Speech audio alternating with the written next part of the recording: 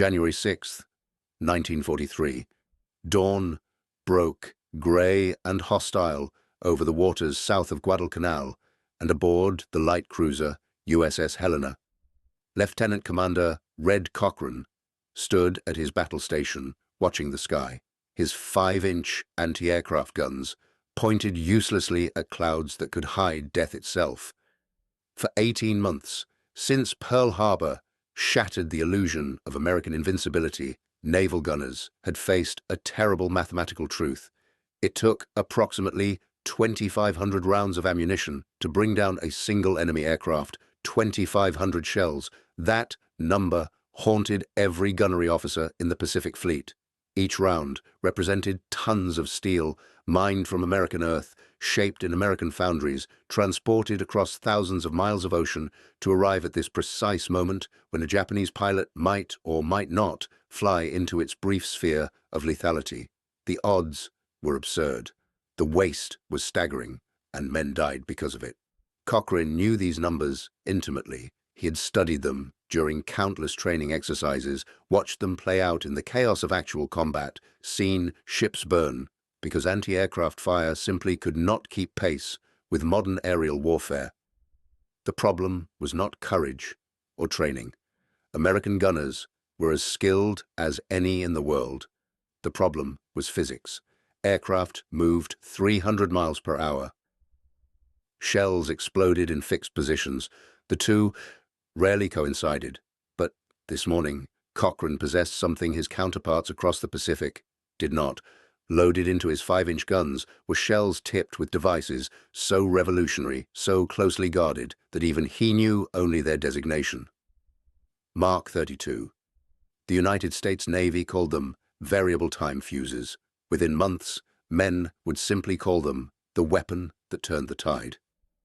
If you're enjoying this deep dive into the story, hit the subscribe button and let us know in the comments from where in the world you are watching from today. 2. Japanese Aichi dive bombers materialized through the overcast at 7:45 that morning. The Helena's lookout spotted them at 4,000 yards, already committed to their attack runs. In earlier battles, this would have meant frantic calculations, gunners adjusting timing mechanisms on shell fuses while the enemy closed at speeds that made precision impossible.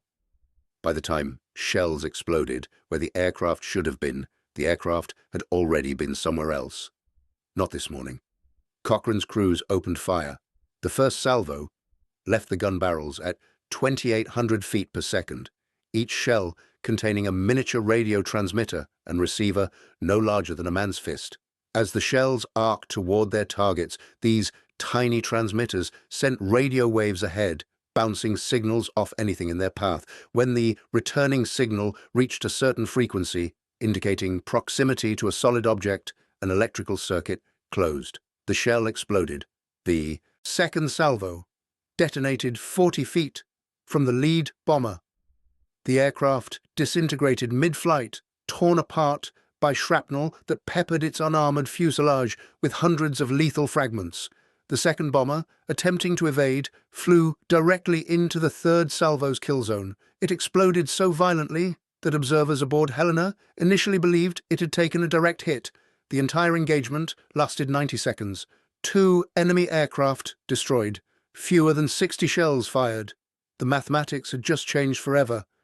What Cochrane could not have known, standing at his battle station while burning wreckage hit the Pacific Ocean, was that his guns had just announced the arrival of a technology that would ultimately prove as significant as radar itself. The proximity fuse had entered combat, and the Japanese, for all their tactical brilliance and sacrifice, would never understand what had killed so many of their pilots so efficiently. The story of how $18 fuses came to destroy aircraft worth tens of thousands of dollars and ultimately forced the Japanese Empire to embrace kamikaze tactics as a final, desperate gamble, begins not in the chaos of naval combat, but in the quiet desperation of men who understood that American naval power faced potential annihilation without a solution to the aircraft problem. June 27th, 1940, Washington, D.C. The National Defense Research Committee convened. in a nondescript government building, its very existence classified at the highest levels. President Roosevelt had authorized the committee barely weeks earlier, responding to the spreading war in Europe, with a recognition that American military technology lagged behind the demands of modern warfare. The committee's mandate was simple and impossible: solve the unsolvable. Dr. Merle Tuve sat before the committee that morning, representing the Carnegie Institution's Department of Terrestrial Magnetism. Tuve was a physicist of considerable reputation, his work on nuclear physics and radio wave propagation placing him among the nation's scientific elite. But on this morning, he carried a problem that had defeated every military researcher who had attempted it: the proximity fuse for anti-aircraft shells. The concept was seductively simple: create a fuse that would detonate automatically when approaching a target, eliminating the need for precise timing calculations or impossible direct hits. The execution was anything but simple. The fuse would need to survive being fired from a gun, an event that subjected it to 20,000 times the force of gravity. It would need to function while spinning at 30,000 revolutions per minute. It would need to distinguish targets from random debris, ocean waves, or the shell's own trajectory. And it would need to be small enough to fit in the space normally occupied by a conventional fuse, reliable enough to function in the brutal conditions of naval warfare, and cheap enough to manufacture by the hundreds of thousands. The British had been working on the problem since 1939. The Germans had pursued it even earlier. Both had concluded it was impossible with current technology. The electronic components required simply could not withstand the forces involved. Vacuum tubes, the heart of any radio system, shattered under the acceleration. Batteries died, circuits failed. The laws of physics seemed to prohibit what military necessity demanded. Tuve accepted the challenge anyway. By August 1940, he had assembled a team at the Carnegie Institution that would eventually grow to include some of the finest scientific minds in America. Dr. James Van Allen, whose name would later grace the radiation belts surrounding Earth. Dr. Ralph Baldwin, whose analytical brilliance would help solve problems that seemed to violate possibility itself. Dozens of others, many of them barely out of graduate school, working with a desperate intensity born of the knowledge that American sailors would die if they failed. The first problem was the vacuum tube. These fragile glass cylinders filled with inert gas and containing delicate metal filaments were the foundation of all radio technology in 1940. They were also absurdly unsuited for artillery shells. A standard vacuum tube shattered under 100 times the force of gravity. An anti-aircraft shell experienced 200 times that force in the first microseconds after firing. The physics were unforgiving. When a 5-inch gun fired, the shell accelerated from 0 to 2,800 feet per second in approximately 1/40th of a second. The forces involved would turn a human body into paste. The vacuum tubes needed to not merely survive this acceleration, but continue functioning afterward, spinning at 30,000 revolutions per minute while bouncing through the atmosphere at speeds that created temperature fluctuations of hundreds of degrees. The solution required reinventing the vacuum tube itself.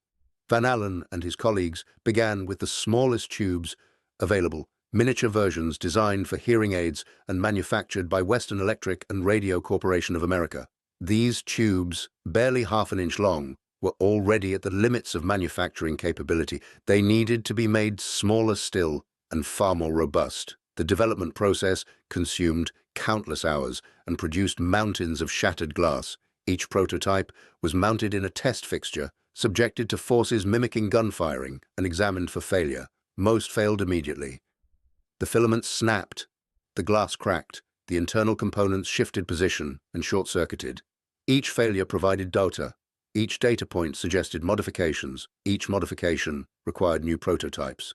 The breakthrough came through seemingly mundane adjustments that were anything but mundane in execution. The metal filaments inside the tubes were welded rather than simply connected, requiring development of miniature welding techniques that could join pieces of wire thinner than human hair. Support wires were added throughout the internal structure, cradling the filament against shock. The glass envelopes were made thicker, which meant modifying manufacturing processes designed for thinner glass. Each modification reduced the tube's electronic performance slightly, but increased its survivability dramatically. By January 1941, after months of grinding trial and error that consumed the lives of researchers working 16-hour days, the team had produced a vacuum tube that could survive 500 times the force of gravity.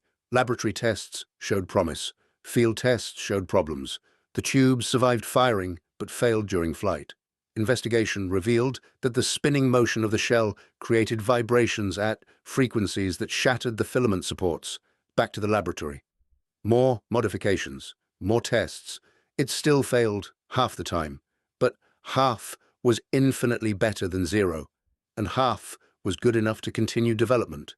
The battery problem proved equally vexing.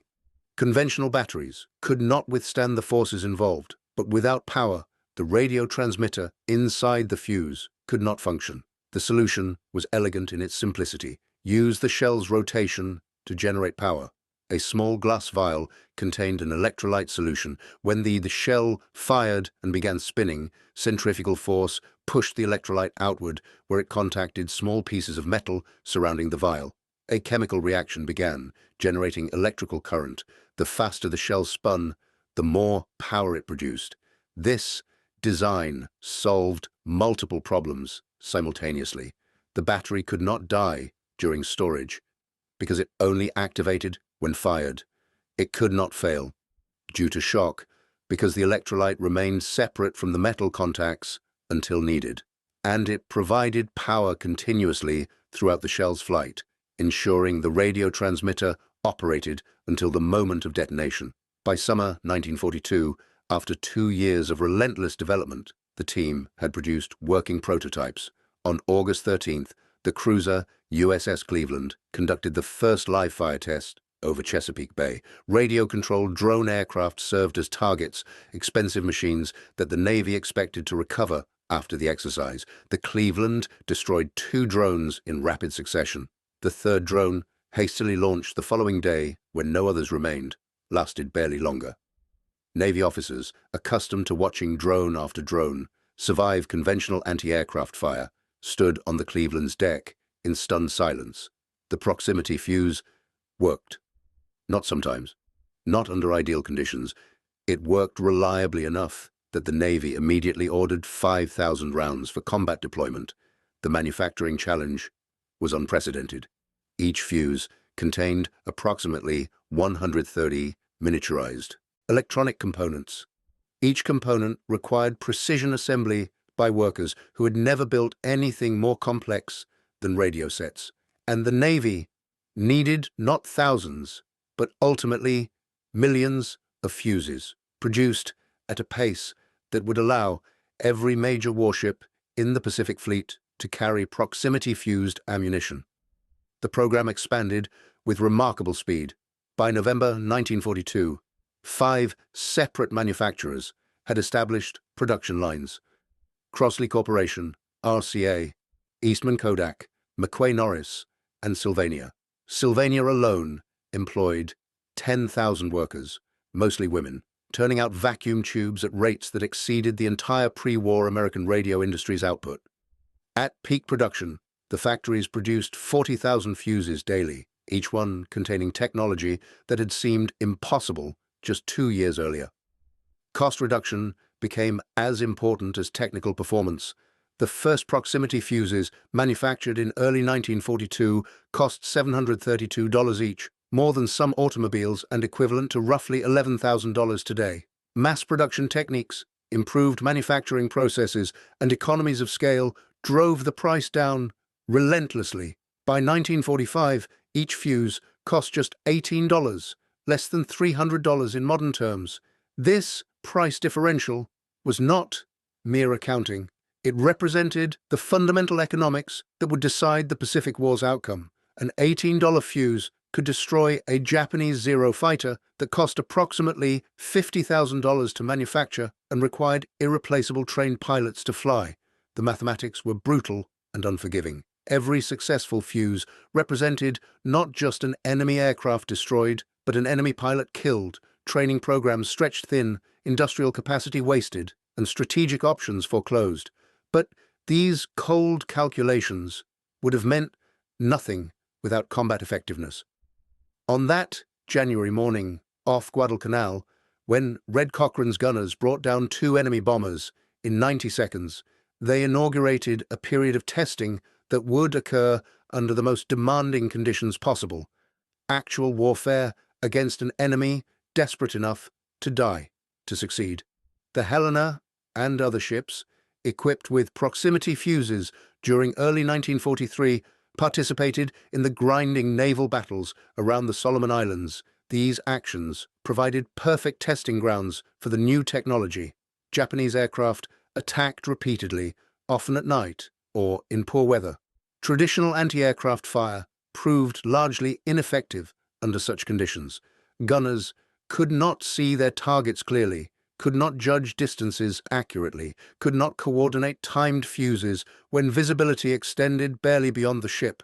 The proximity fuse rendered these limitations irrelevant. Shells equipped with the new technology detonated near any target they approached, regardless of visibility, timing calculations, or human judgment. By December 1943, statistical analysis showed remarkable results. Though proximity-fused shells represented only 25% of anti-aircraft ammunition issued to the fleet, they accounted for 51% of all aircraft kills. 3-to-1 effectiveness. Every proximity-fused shell performed the work of 3 conventional shells, and even these numbers understated the true impact because they measured only successful intercepts. The psychological effect on enemy pilots who watched their formations decimated by seemingly omniscient anti-aircraft fire could not be quantified, but was nonetheless real. The secrecy surrounding the proximity fuse bordered on obsession. The program was classified at levels equivalent to the Manhattan Project.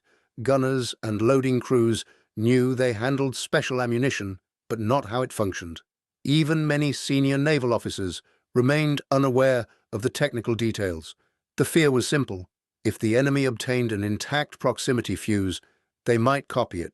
This fear shaped deployment decisions with profound consequences.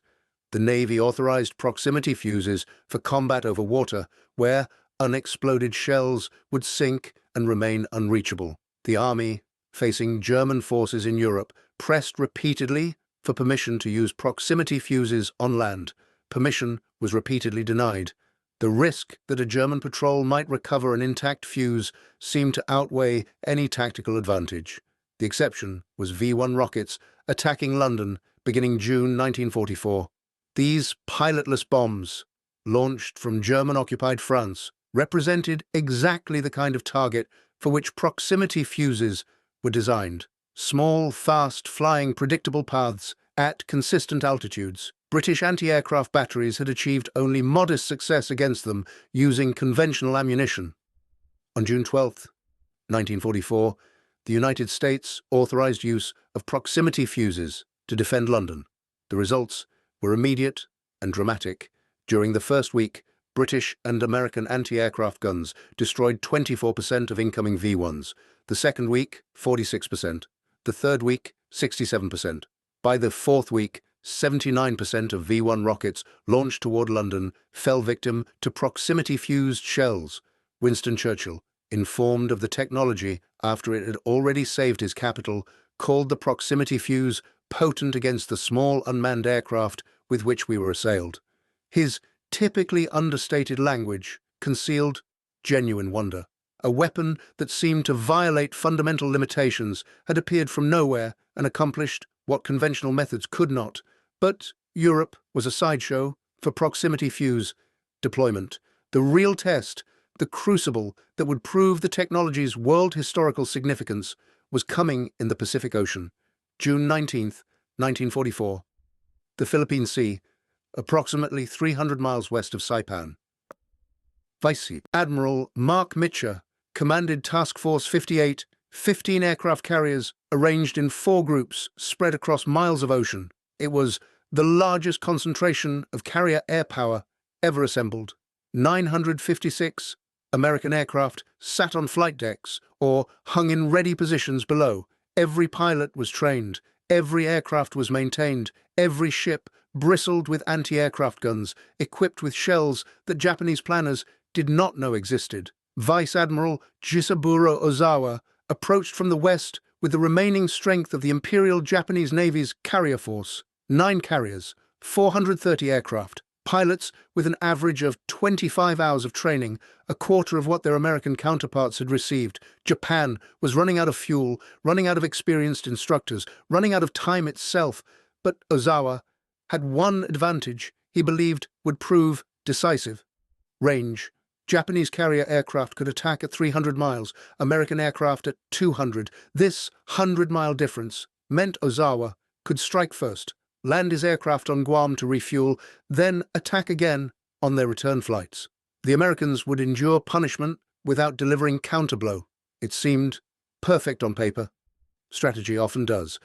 At 10:01 that morning, radar operators aboard American ships detected the first Japanese strike wave. 69 aircraft heading east at 150 miles distant. Mitchell ordered all available fighters airborne. Within minutes, 220 Grumman Hellcats climbed toward the incoming formation. But the real defense waited below. If you find this story engaging, please take a moment to subscribe and enable notifications. It helps us continue producing in-depth content like this.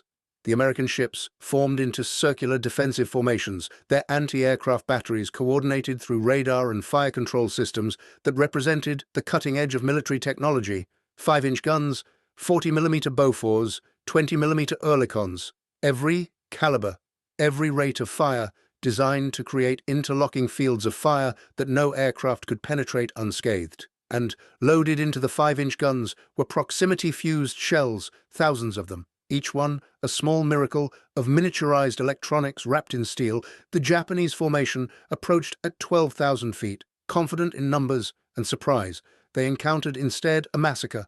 The Hellcats hit them first, tearing through bomber formations with 6 50-caliber machine guns per fighter. Aircraft exploded, spun away, trailing fire plunged into the ocean. Those that survived the fighter screen flew into anti-aircraft fire, unlike anything they had encountered before. The proximity-fused shells created a defensive barrier that seemed to defy possibility. Japanese pilots, trained to expect anti-aircraft bursts at specific altitudes where they could be evaded, instead encountered explosions that tracked them wherever they flew. A bomber diving to evade one burst flew directly into another. A fighter climbing to escape the killing zone encountered shells that detonated precisely at his new altitude. The defensive fire adapted to every maneuver, followed every evasion, covered every approach vector. Shells detonated 30 feet away, 50 feet, 70, distances that would have represented clean misses with conventional ammunition instead became lethal clouds of shrapnel that shredded wings, punctured fuel tanks, killed pilots where they sat. The fragmentation pattern from a proximity-fused shell covered 3,000 square feet. A conventional shell's fragments covered perhaps 60. This 50-fold difference in lethal area meant that gunners no longer needed pinpoint accuracy. They needed only to place shells in the general vicinity of targets, and the fuses did the rest. The psychological impact on surviving Japanese pilots was profound and immediate. They had expected fierce resistance. They had not expected what seemed like omniscient defensive fire that knew exactly where to explode, regardless of their actions. Some pilots, witnessing their formation mates disintegrating around them, broke off attacks entirely and fled. Others pressed on with desperate courage, only to die hundreds of yards short of their targets. The Japanese formation disintegrated not gradually, but catastrophically. Within minutes of entering the defensive zone, coherent attack formations dissolved into scattered individuals fighting for survival. Of 69 aircraft that began the attack, 42 never returned. Most fell to anti-aircraft fire. The proximity fuse's first large-scale test against massed aerial attack had succeeded beyond even optimistic predictions. The second wave fared no better. 128 aircraft approached at 11:30. American radar tracked them from 100 miles distant. Hellcats vectored to intercept. The pattern repeated with terrible consistency. Hellcats swarmed them, breaking up formations before they reached the fleet. Proximity-fused anti-aircraft fire decimated survivors who made it through the fighter screen. The ocean filled with burning wreckage and floating debris. 97 aircraft lost. Only 31 returned to their carriers. The third wave, 47 aircraft launching at 12:15. The fourth wave, 82 aircraft at 2:30. Each wave received the same treatment. Each wave suffered catastrophic losses. American fighter pilots and anti-aircraft gunners settled into a rhythm of destruction that felt less like combat than industrial process. Aircraft appeared. Aircraft died. The cycle repeated. By mid-afternoon, Japanese carrier commanders faced a reality that defied their strategic planning. They had launched hundreds of aircraft against a target they believed vulnerable. Instead, they had discovered that American defensive capabilities had evolved beyond anything intelligence had suggested. The combination of radar early warning, skilled fighter direction, overwhelming fighter superiority, and proximity-fused anti-aircraft fire created a defensive system that approached impermeability. By late afternoon, the mathematics of annihilation were complete. Japan had launched approximately 350 carrier aircraft against Task Force 58. Fewer than 100 returned. Many of those that did return were damaged, their pilots shaken, their ammunition expended. American losses totaled 29 aircraft in combat, none to Japanese anti-aircraft fire, all shot down by enemy fighters or lost in the chaos of the swirling dogfights. An American pilot from the USS Lexington, debriefed after the battle, searched for words to describe what he had witnessed. Finally, he settled on an analogy from home. Why, hell, it was just like an old-time turkey shoot. The nickname stuck, the Great Marianas Turkey Shoot, but the humor concealed a more fundamental truth. Japan had just lost the war, not in the way battles typically decide wars, through territory captured or strategic positions secured. Japan lost the war because proximity fuses had rendered conventional aerial attack suicidal against prepared defenses. The Imperial Japanese Navy had gambled the bulk of its remaining air strength on a battle it believed its aircraft range advantages would win. Instead, it discovered that range meant nothing if your aircraft could not survive long enough to deliver their weapons. The proximity fuse's lethal fragment area was 3,000 square feet. A conventional timed fuse managed 60 square feet. This 50-to-1 difference in coverage area translated directly into lethality. A near miss became as deadly as a direct hit. Precise gunnery became less critical than volume of fire. And volume of fire was something American industrial capacity could provide in overwhelming abundance. Statistical analysis, compiled after the battle, revealed the cold arithmetic. Naval guns fired approximately 65,000 rounds of 5-inch ammunition during the engagement. Proximity-fused shells represented 75% of that total. They accounted for 87% of aircraft kills attributed to anti-aircraft fire. The technology had matured from experimental to decisive. Dr. James Van Allen, the proximity fuse developer, was aboard the battleship USS Washington during the Battle of the Philippine Sea. He stood on the bridge when a Japanese kamikaze pilot, flying through the defensive fire that should have destroyed him a dozen times over, bore down on the ship. Washington's guns erupted. Van Allen later recalled, "I saw at least 2 or 3 5-inch shell bursts in the vicinity of the plane, and then the plane dove into the water several hundred yards short of the ship." The proximity fuse had saved his life. The technology he helped create, tested under laboratory conditions and refined through theoretical calculations, had functioned exactly as designed under combat conditions that included a pilot literally trying to crash into his position. The validation was personal and complete. But the Battle of the Philippine Sea marked only the beginning of proximity fuse impact on Pacific War strategy. Japan's carrier air strength was destroyed, yes, but Japan still possessed thousands of aircraft based on land, still maintained the will to resist, still commanded armies of millions. The proximity fuse's true significance would emerge not in conventional combat, but in forcing Japan to embrace tactics so desperate, so divorced from traditional military logic, that they shocked even hardened American combat veterans. October 25th, 1944. Off the coast of Leyte in the Philippines, Vice Admiral Takejiro Onishi confronted a strategic situation bordering on impossible. Japan's surface fleet was being systematically destroyed. Its air forces lacked the trained pilots to contest American air superiority. Conventional tactics had failed, would continue to fail. The mathematics of attrition guaranteed it.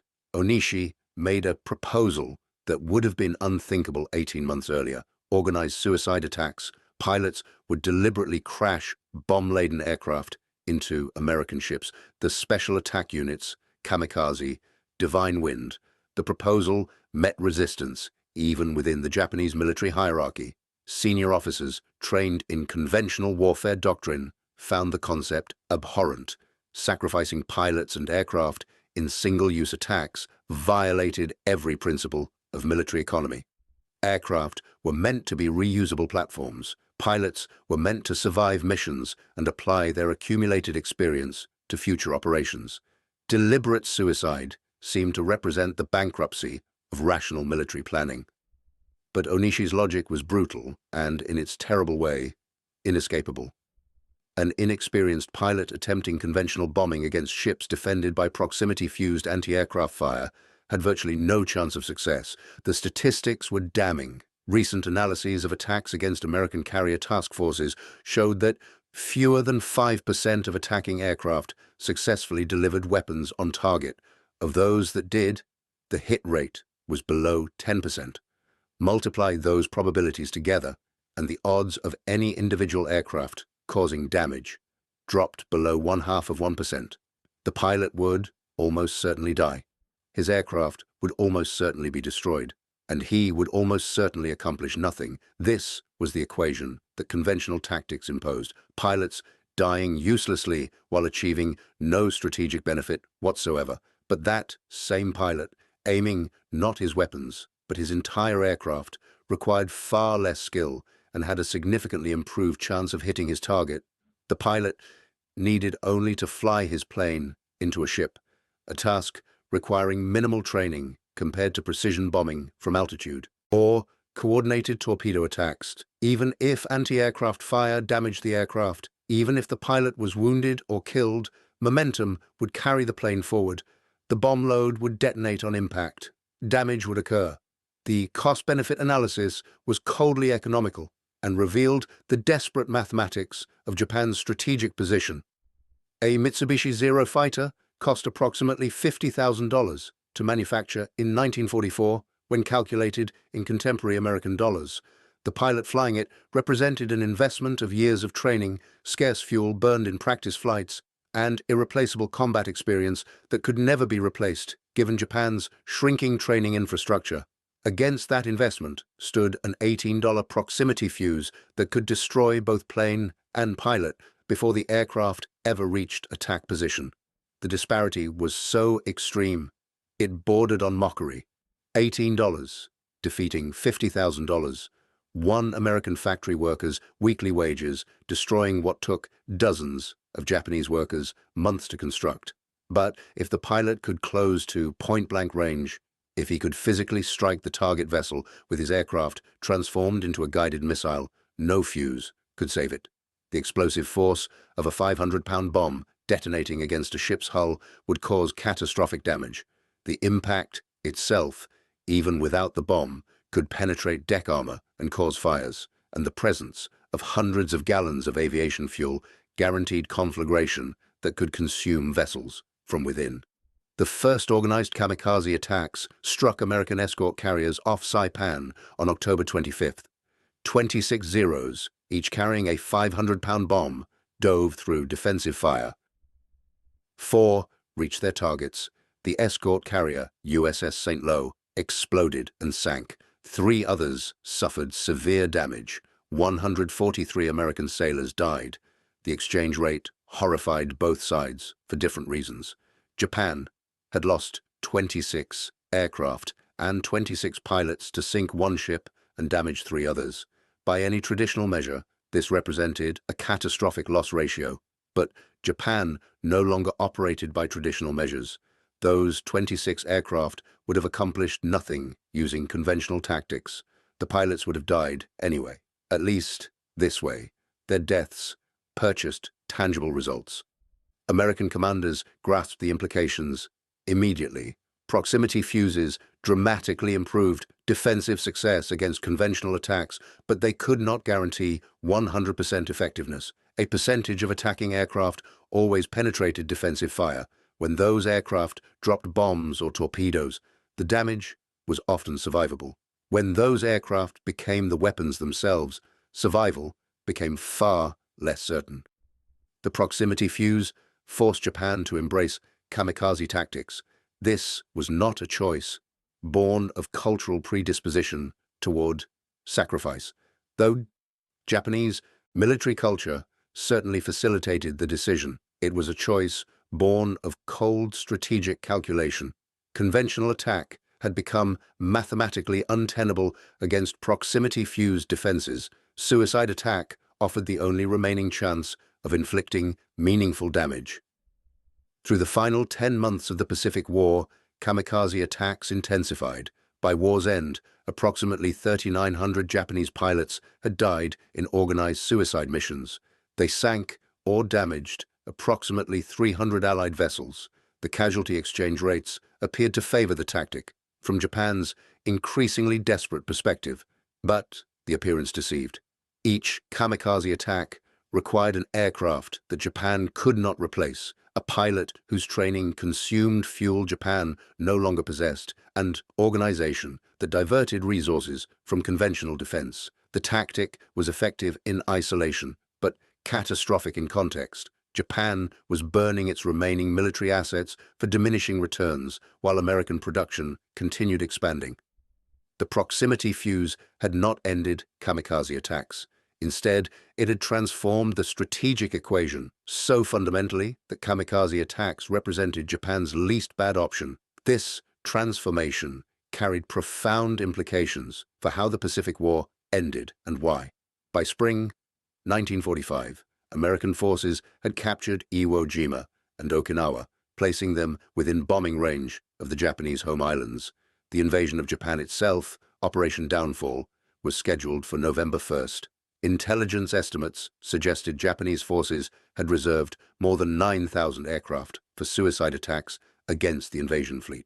The proximity fuse would destroy many of them, certainly. But many would get through. Casualty projections ranged into hundreds of thousands. The atomic bombs dropped on Hiroshima and Nagasaki in August 1945 ended the war before Operation Downfall commenced. This historical sequence has led to decades of debate about whether the atomic bombs were necessary or whether Japan would have surrendered regardless. But one element of that debate often goes unremarked. The proximity fuse had made aerial suicide attack the only viable Japanese tactical option, and suicide attacks by their nature required no sophisticated infrastructure, no complex logistics, no rare resources beyond fanatical courage. Japan could not have sustained conventional military resistance through late 1945. It lacked the fuel, the trained pilots, the industrial capacity. But it could potentially have sustained kamikaze attacks indefinitely, using every flyable aircraft in the home islands as a one-way weapon. The proximity fuse's very effectiveness in destroying conventional attacks had inadvertently created conditions where the least sophisticated form of aerial combat became the most threatening. The final accounting of proximity fuse impact reveals a technology that fundamentally altered naval warfare in ways both obvious and subtle. From 1943 through August 1945, American forces fired approximately 22 million proximity-fused shells. The program cost approximately $1 billion in contemporary currency, roughly $15 billion in modern terms. These numbers, staggering in their scale, tell only part of the story. For that investment, the proximity fuse achieved several distinct strategic effects that compounded across the war's final years. First, it dramatically increased anti-aircraft effectiveness in ways that transcended simple statistics. In 1942, before proximity fuses, naval guns required approximately 1,000 rounds to destroy a single enemy aircraft. This figure varied wildly depending on circumstances, sometimes reaching 2,500 rounds or more against fast-moving targets at high altitude. By 1944, with proximity fuses comprising 75% of ammunition, that number dropped to fewer than 250 rounds, a fourfold improvement in efficiency, achieved through miniaturized electronics that cost less than a decent suit. But the raw numbers understated the psychological impact. Japanese pilots who survived encounters with proximity-fused defenses returned to their carriers or bases with reports of seemingly impossible anti-aircraft accuracy, shells that exploded near targets regardless of altitude, speed, or evasive maneuver, defensive fire that seemed to track individual aircraft with malevolent intelligence. These reports spread through Japanese naval aviation like a virus of fear. Pilots preparing for missions against American task forces knew they faced not merely superior numbers or better training, but a technological advantage they could not understand and therefore could not counter. The psychological burden of flying into defenses that seemed designed specifically to kill you personally, that adapted to every maneuver and punished every mistake, took a toll that no amount of courage or dedication could entirely overcome. Second, the proximity fuse enabled offensive operations that would otherwise have been impossible or prohibitively costly. The invasion of Saipan, launching the Marianas Campaign in June 1944, the liberation of the Philippines beginning in October, the capture of Iwo Jima in February 1945, and Okinawa in April. Each of these operations occurred under conditions where Japanese land-based aircraft could have devastated American shipping concentrated in transport vessels and supply ships. They failed to do so largely because proximity-fused anti-aircraft fire destroyed them before they could deliver weapons effectively. The cumulative effect was to make amphibious operations feasible in the face of land-based air opposition, fundamentally changing the strategic calculation about which islands could be seized and defended. Without proximity fuses, American planners would have needed to establish overwhelming local air superiority before attempting amphibious assaults. With proximity fuses, naval task forces could defend themselves adequately even when enemy land-based aircraft remained operational. Third, and perhaps most significantly from a historical perspective, the proximity fuse forced Japan to embrace tactical desperation that paradoxically prolonged the war. The kamikaze was not a choice Japan wanted to make. It was a choice proximity fuses made inevitable by rendering conventional attack futile. This desperation, this willingness to expend pilots and aircraft in suicide missions, provided Japan with a tactic that remained viable even after conventional military options had been exhausted. Had conventional attack remained even marginally effective, Japan might have exhausted its pilot pool and aircraft inventory more quickly through normal attrition.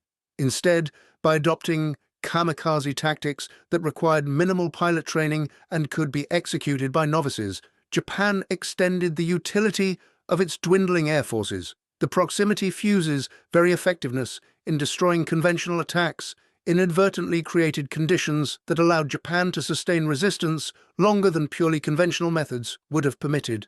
General George Patton, after witnessing proximity fuses in ground combat during the Battle of the Bulge in December 1944, declared, "The funny fuse won the Battle of the Bulge for us." His assessment, while hyperbolic, captured a fundamental truth. When technology renders existing tactics obsolete, military forces must either adapt or die. The Germans attempted to adapt, but lacked the industrial capacity and time to implement changes. The Japanese adapted by embracing suicide, buying time at catastrophic human cost. Secretary of the Navy James Forrestal, reflecting on the Pacific War, stated, "The proximity fuse has helped blaze the trail to Japan. Without the protection, this ingenious device has given the surface ships of the fleet. Our westward push could not have been so swift, and the cost in men and ships would have been immeasurably greater." Cost per fuse fell from $732 in early 1942 to $18 by war's end. This 97% cost reduction, achieved while simultaneously improving reliability and expanding production, represented industrial mobilization at its most effective. America's ability to mass-produce sophisticated technology at constantly declining unit costs was itself a form of military superiority that no enemy could match. The Germans attempted to develop proximity fuses.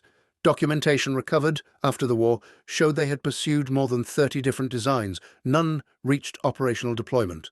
The technical challenges that American and British researchers overcame through collaboration, massive resources, and brutal trial and error simply exceeded German capabilities given their shrinking industrial base and competing priorities. Japan never attempted proximity fuse development. Japanese scientists certainly understood the concept, but the industrial infrastructure required to produce miniaturized electronics at scale did not exist. Japan, in 1944, was desperately short of basic materials: aluminum for aircraft, fuel for ships, steel for weapons, pursuing a technology that required cutting-edge electronics production while the home islands faced bombing seemed pointless. This disparity in industrial capability extended beyond proximity fuses to every aspect of military technology. American factories produced proximity fuses by the millions while simultaneously building thousands of aircraft, hundreds of ships, and countless other weapons. Japanese factories struggled to maintain any production at all under conditions of chronic material shortage and devastating air raids. The proximity fuse thus exemplified a broader truth about industrialized warfare. Victory belongs not to the side with the best individual weapons, but to the side that can produce adequate weapons in overwhelming quantities. The proximity fuse was not individually decisive, no single technology ever is, but deployed as part of an integrated system supported by radar, directed by trained crews, and produced in numbers that allowed every major ship to carry them. It became part of a military machine that Japan simply could not match.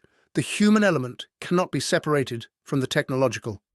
American gunners firing proximity-fused shells still required courage, training, and discipline. Japanese pilots flying into proximity-fused defenses displayed desperate bravery that accomplishes nothing. Technology multiplied human capability, but did not replace it. Dr. Merle Tuve, who led the proximity fuse development program, later reflected on the project's success. "We were fortunate in having the industrial capacity, the scientific talent, and the time to solve an extremely difficult problem. Our enemies pursued the same solution, but lacked one or more of these elements. Time was perhaps the most critical factor. The proximity fuse program began in June 1940, nearly 18 months before Pearl Harbor. By the time American forces needed the technology in combat, it had been thoroughly tested and refined. Had development started later or proceeded more slowly, the Pacific War might have lasted months or years longer. Alternative histories haunt every major conflict. What if Germany had perfected proximity fuses first? What if Japan had developed radar earlier? What if American industrial capacity had been smaller? These questions have no answers, but illuminate the contingent nature of historical outcomes. Small technological advantages multiplied across millions of engagements compound into decisive strategic superiority. The proximity fuse remained in active military use for decades after World War II. Modern versions using laser ranging or more sophisticated radio frequency systems arm everything from anti-aircraft missiles to artillery shells. The basic concept, detonating a weapon when it approaches its target, proved so sound that it became standard rather than revolutionary. But in 1943, when Red Cochrane's gunners aboard USS Helena first fired proximity-fused shells in combat, they inaugurated a transformation in naval warfare as profound as any in history. The Pacific War was decided by many factors: industrial capacity, trained manpower, strategic resources, technological innovation. The proximity fuse ranked among the most significant of these innovations. $18. That was the final cost per proximity fuse when mass production reached peak efficiency in 1945. $18 to destroy aircraft worth $50,000 or more. $18 to protect ships worth millions. $18 to save lives that were literally priceless. The Japanese kamikaze, desperate and deadly, represented an attempt to negate this advantage through tactics that accepted certain death in exchange for possible damage. The exchange rate seemed favorable on paper. In practice, it consumed Japan's remaining military assets while accomplishing little beyond prolonging inevitable defeat. Admiral William Halsey, commanding American naval forces during multiple kamikaze attacks, noted, "The kamikaze pilot in his Zero was Japan's only weapon that we had no complete answer for. The proximity fuse helped, but it could not stop all of them. We simply had to accept that some would always get through." This candid assessment acknowledges both the proximity fuse's effectiveness and its limitations. No defensive system achieves perfect success. The proximity fuse dramatically improved defensive success rates, but could not eliminate the threat entirely. What it did accomplish was render conventional attack futile, forcing Japan into tactics that could not achieve strategic victory, even when they succeeded tactically. The final irony is that proximity fuses, designed to protect American ships from conventional attack, inadvertently prolonged the war by forcing Japan to embrace tactics that remained viable longer than conventional methods would have.